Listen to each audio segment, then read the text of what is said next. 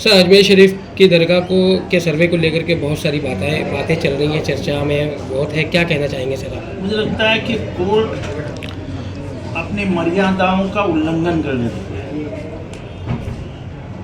Act of 1991 और बहुत सारे जजमेंट्स उसके पहले के ये कहते हैं कि आज़ादी के बाद जो स्थिति मंदिर और मस्जिद की है वो ऐसे ही रहने, उसको छेड़ो मत।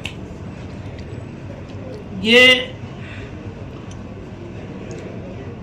जब से ये ज्ञान व्यापी और ये सब शुरू हो गया है तब से ये नया माहौल शुरू हो गया है कि इसके नीचे ये मंदिर है, उसके नीचे ये है, उसके नीचे ये है।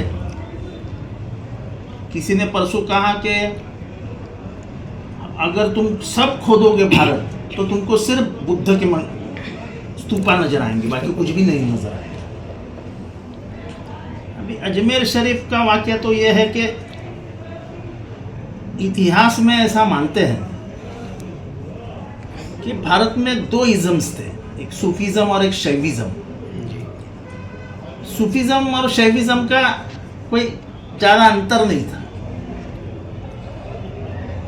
यानी भगवान के प्रति तल्लीन हो जाना, क्या उसको बोलते हैं, मैं हिंदी बराबर नहीं बोल पा रहा हूँ, प्रतिलीन हो जाना, यानी वो हमारे संत भी वो इसे बजाते बजाते बजाते बजाते एक रूप हो जाते थे, मगन हो जाते थे, गुम हो जाते, मगन हो जाते थे। सूफीज़म भी वैसा है और शैविज़म भी वैसा ही है। तो इसकी शुरुआत भारत में अगर दोनों कभी से हुई तो वो जब गरीब नवाज चिश्ती साहब जब यहाँ आए, अजमेर में बसे, तभी से हुई है। सर, अभी आप अजमेर जाओ तो आपको हिंदू मुसलमान में कोई अंतर ही नहीं है। मुझे आज भी याद है, महाराजा नटवर सिंह हुआ करते थे भारत के फॉरेन मिनिस्टर। उनको घर में पोता हुआ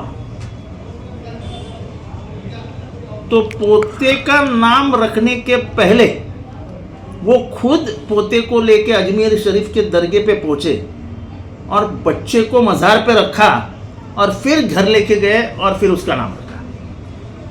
इतना अपनापन, दिलीपन दिखता है।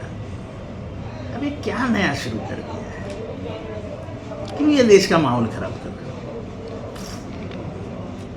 कहीं ना कहीं जो है मतलब इतने हजारों साल से चली आई परंपरा, चला है अपनापन, सिर्फ राजनीतिक लाभ के लिए आप खराब करना चाहते हो। क्या मिलेगा आपको? 500,000 लोग मर जाएंगे, उसके ऊपर क्या हो सकता है? लेकिन एक दिन वो जब अपनापन खो बैठोगे फिर से वापस नहीं आएगा। सर, क्या कहेंगे, संभल में जो है 5 लोग जामा मस्जिद सर्वे करने के लिए आए थे? वही बोला, ये सर्वे और ये क्यों कर रहे हो आप? जब आपको दिख रहा है कि कुछ जो कुछ है, आप कानून के तहत चलो ना। जब कोर्ट ने कहा है कि 1947 का जो टेम्पल का, मस्जिद का जो स्ट्रक्चर है जैसा था उसको जरा भी हटाओ मत, उसके ऊपर कोई छानबीन जांच नहीं होगी। जब जजमेंट ही आया है तो अब जूनियर न्यायालय कोई छोटा न्यायालय ले लेता है केस, जिसकी औकात भी नहीं है। मतलब कहीं ना कहीं गंगा जमनी तहजीब को तोड़ने की कोशिश पूरी तरह से की जा रही है। नहीं, पर जिस तरीके से की जा रही है उसका ज्यादा दुख है। कोर्ट के माध्यम से अगर ये होगा तो संविधान का क्या होगा? कहाँ है तुम्हारा संविधान? मैं आज तुमको हंसने वाली बात बोलता हूँ, ये सरकार का कार्यकाल 26 को खत्म हुआ।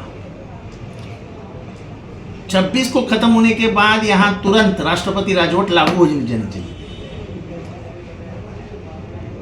भारत के इतिहास में कभी भी केयर टेकिंग गवर्नमेंट नाम का शब्द नहीं है।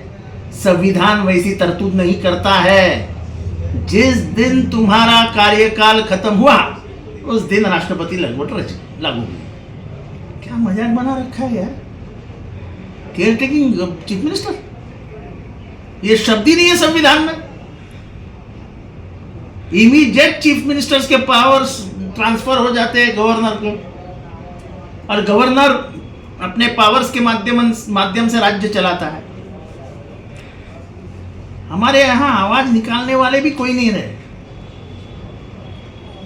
ये बेसिक है, बेसिक।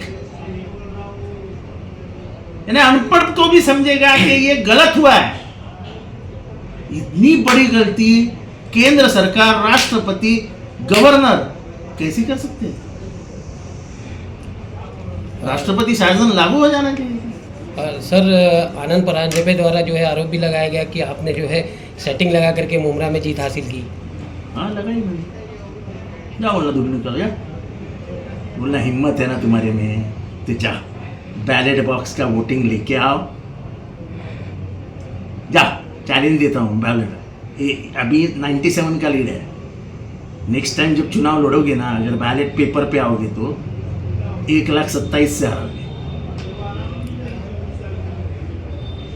तुम तो पहले ही 13,000 से जीत गए, 13,000 से जीत गए, पटाखे फोड़ रहे थे, मिठाई बांट रहे थे। हमको क्या मालूम नहीं गया? हम बिल्कुल खामोश थे। तुम जीत गए का जश्न तो ऐसा मना रहे थे जैसे कि तुम्हारे घर में ही पेटियां रखी है। CEN न्यूज, देश प्रदेश की ताजा तरीन खबरों के लिए CEN न्यूज को सब्सक्राइब करें और रहें पल पल की खबर से हर पल बाखबर।